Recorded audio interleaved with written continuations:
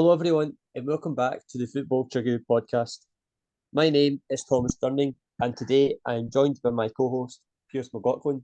Hello, Pearse. Hello, how you doing? I'm doing well. On today's podcast, we'll be reacting to Scotland's two matches from this international week, and Pearse will be giving a rundown of all the latest Asian football news. So, coming up next, we'll be reacting to Scotland versus England match. So, on Tuesday, 12th of September, England defeated Scotland 3-1 at Hampden Park. This friendly match was played to celebrate the 150th anniversary of the first meeting between Scotland and England, and just also as well, it's the oldest fixture in world football. So, Pearse, what is your reaction to this result? Well, I think it did surprise me a little bit considering how well Scotland have played in recent times and the fantastic run they've been on in the qualifying campaign and also the unbeaten run in competitive fixtures under Steve Clarke has been nothing short of sensational. I think it's 11 matches unbeaten in total in a row, and obviously 5-5 in the qualifying campaign for the Euro 2024 in Germany. And obviously England at the weekend surprisingly drew 0-0 with Ukraine. And I think they had a bit between the teeth. England, I think they were all looking for the manager, and I think they had a point to prove. I think obviously with Scotland getting that fantastic result at the weekend against Cyprus to make it maximum points so far. I think they're just England had more to prove, and I think Scotland kind of didn't really make any changes.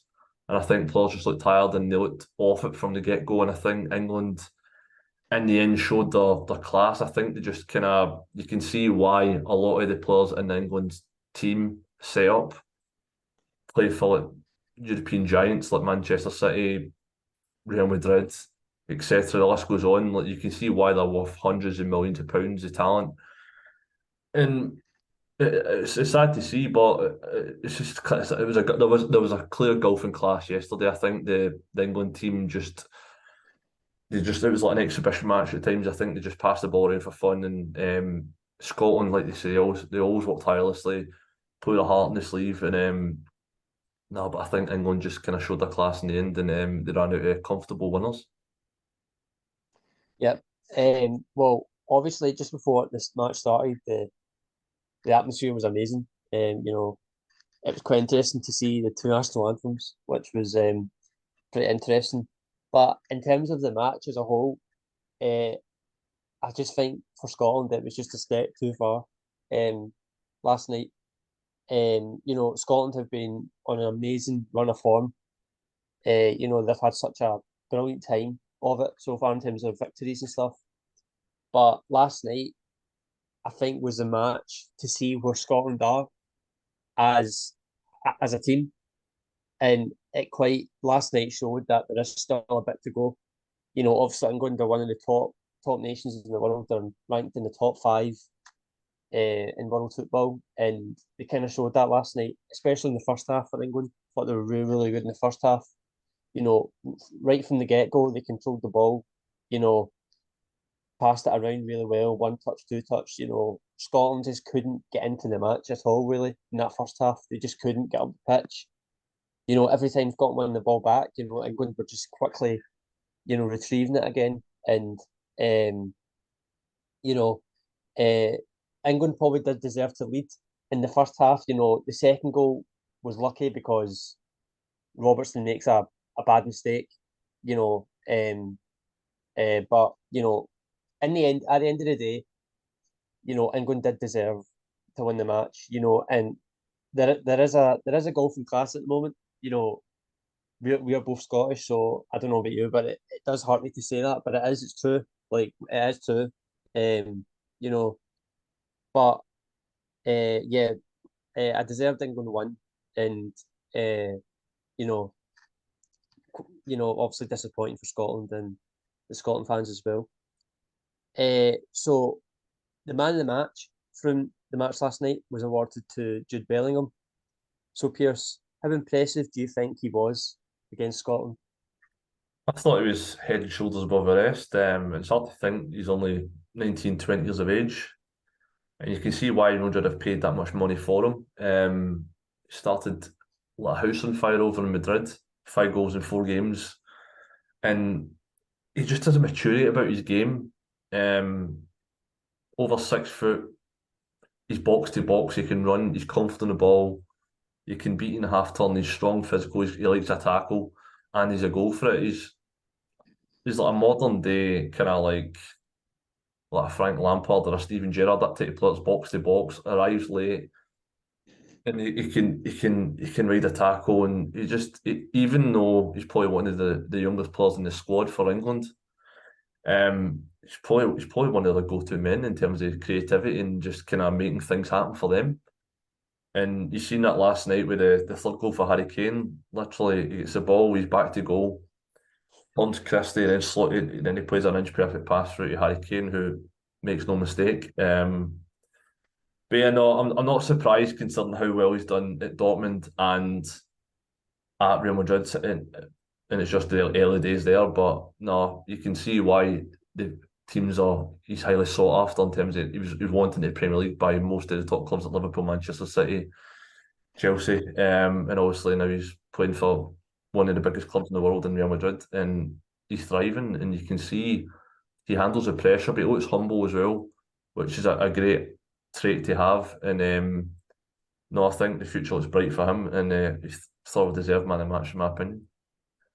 Yeah, he was. He was fully deserved man of the match. He was by far the best player on the pitch last night. He's just.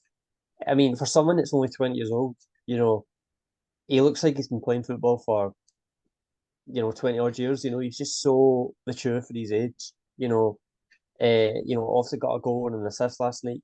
His assist for Harry Kane was just amazing. It was such a good goal. But he's just a brilliant player. He's so technically good. He's so strong and tall. He really was last night, especially just head and shoulders above everyone else on the pitch. And then, you just touched on it at Real Madrid. I don't know if there's for a player, if there's any more pressure than playing for Real Madrid in the world. There's such high expectations at Real Madrid, and he's just come in, and he's scored 5 goals already, and I think Real Madrid have only scored 8 goals this season. So it's quite amazing to see.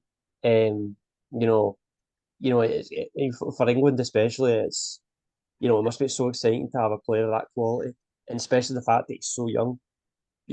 I definitely think he will become the England captain in the future, if not the near future. He's just it's just the maturity for me. That's just the big thing when I talk about Jude Bellingham. It's just the fact that for someone so young to be that mature on the pitch, and just he's just an amazing player. And yeah, fully deserved to be one of the match last night.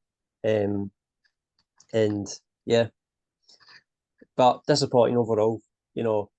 Just touching on the fact that obviously me and you are Scottish, so it's obviously you know we all want to be England. They're our fiercest rivals, but you know sometimes you just got to take it on the chin and just accept that. At the moment England are a better side to Scotland. You know, just got to accept it. So we will now move on to reacting to the Scotland versus Cyprus versus Scotland match.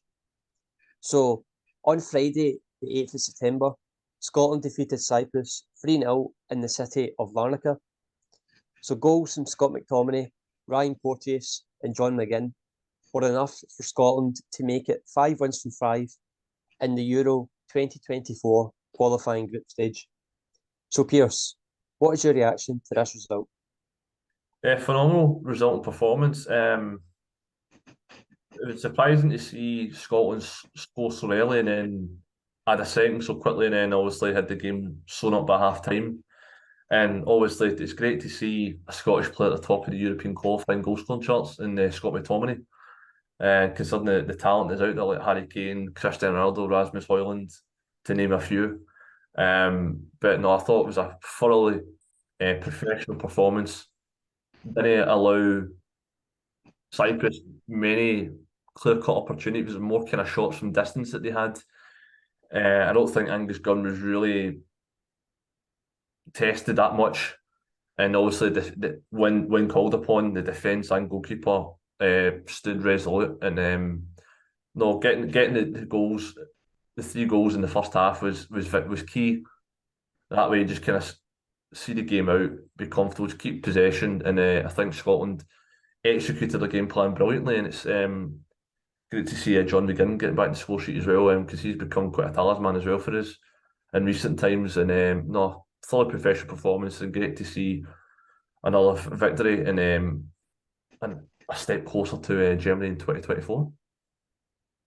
Yeah, obviously a bit more positive now about Scotland, but on Friday they were really good.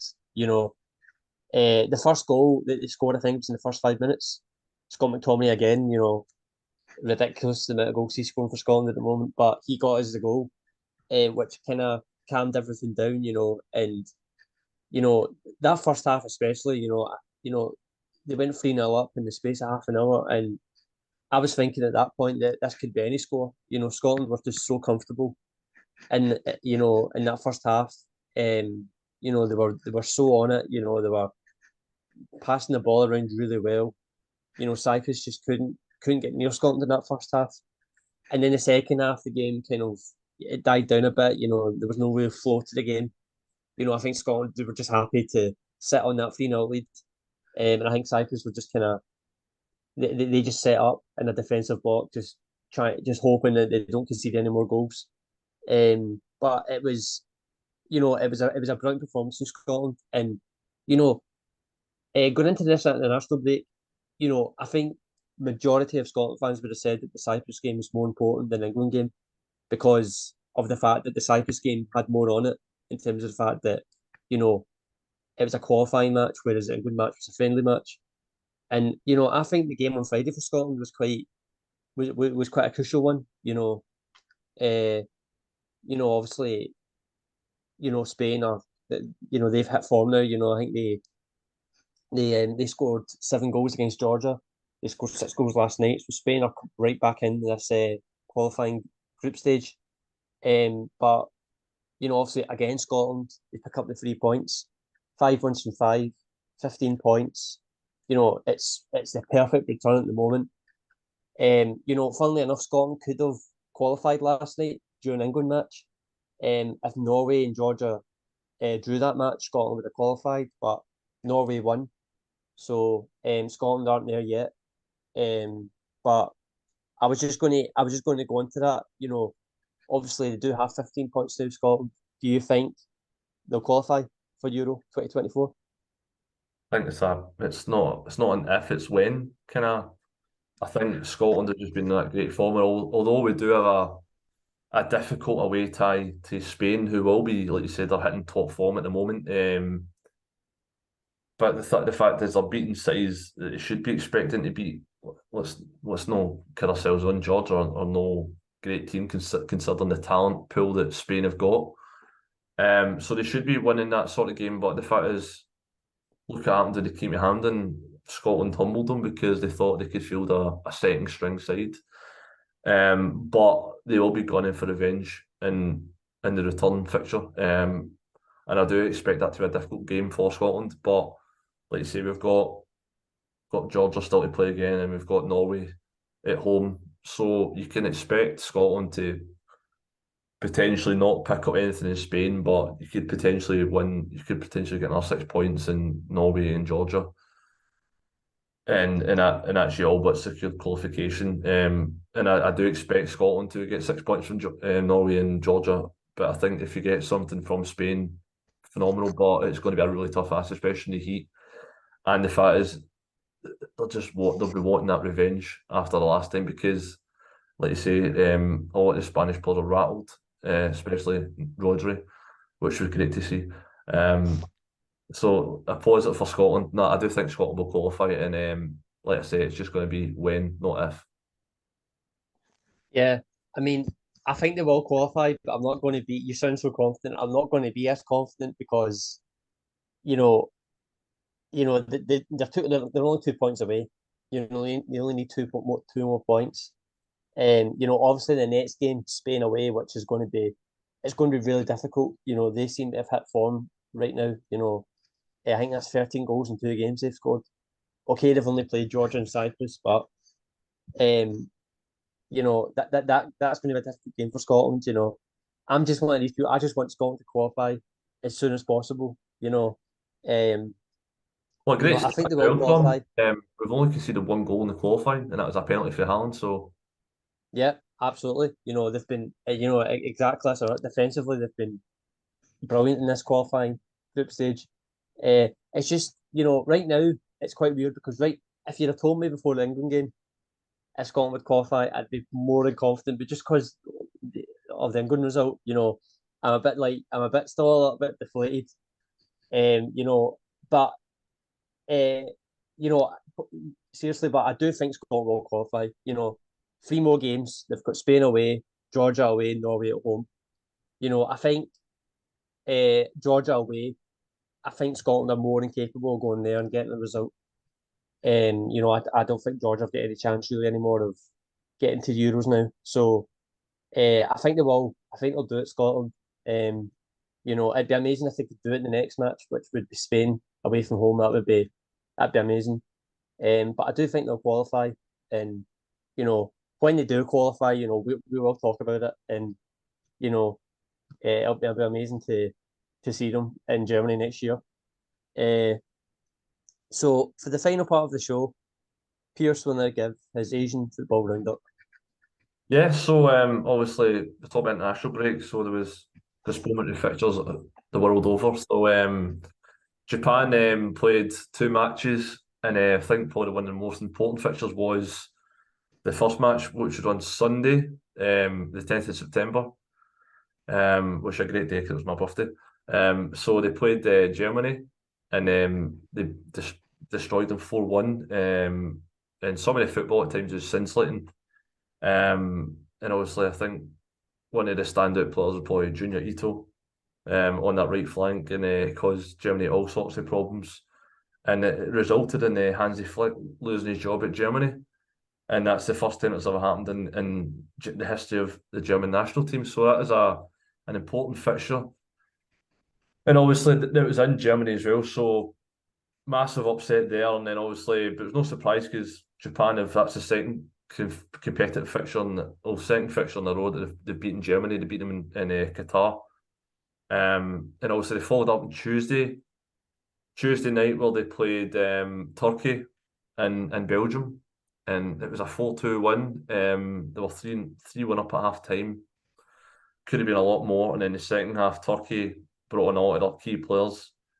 In terms of Hakan Çalhanoğlu and Şengiz Ünder, who changed the game for them, and Japan nicked a goal at the end to make it a bit more comfortable because it was at 3-2 and nearly 3-3 at a moment. But I've got a match report on that on the website, and check that out. So it was a really good, entertaining match. But no, Japan scored 8 goals, conceding 3, beating Turkey and Germany. No, so it was a great innings for them, and obviously they used a lot of their squad as well. So exciting times for Japan. So in terms of South Korea, they played on Friday in Cardiff when they played Wales, and it was a 0-0 draw. And you're struggling to see any positives in Klinsmann's reign at the moment. Struggled to really create anything, and it's a Wales side that's kind of on the downturn since losing Gareth Bale as well. So no, disappointing performance on Friday, and then they played on Wednesday as well when they played Saudi Arabia at St James's Park, and 1-0 wasn't really convincing again. Bit of a lucky goal with Chuggu Sung. Still to finish it, but so it took him 6 games, Jurgen Klinsmann, to get his first victory. And there's a lot of talk in Korea that they're just not happy with him at the reign in terms of there's not really any style of play, and it's getting a bit. There's some things getting lost in translation with the media as well. So, and the fact that he's not living in South Korea, he's still living in America and doing Zoom meetings and stuff like that. So everything's a bit frosty there. But in terms of other Asian football news, so the K-League Disciplinary Committee has fined Daejeon Han, a citizen, 10 million won for incident in which a spectator threw a water bottle and hit the referee after the game against Suwon FC. And Gwangju FC star Jasir Asani is apparently in talks with an unnamed UAE club, so United Arab Emirates. Asani has been one of the main catalysts this season for newly promoted Gwangju FC, as they find themselves in third place, and it would be a major loss for the K-League 1 as well. So 7-Eleven last week announced that at the start of September that they announced that the K-League Panini cards.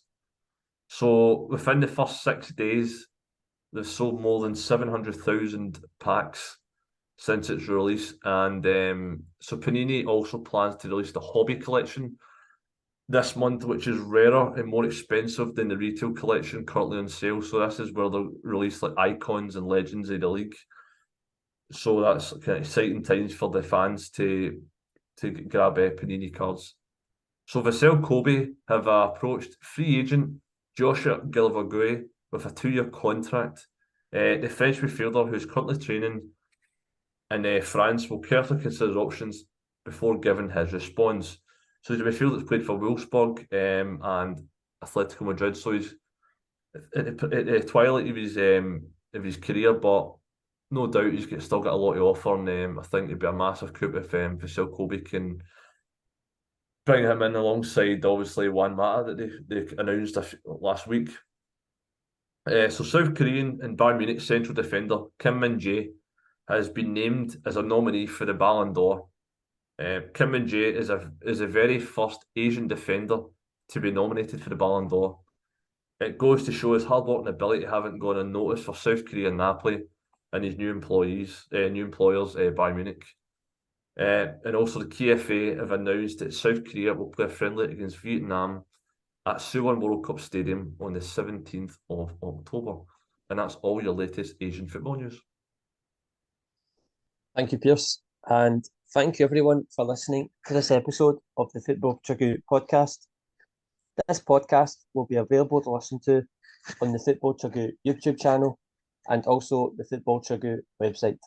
Thanks for listening and see you soon. Bye-bye.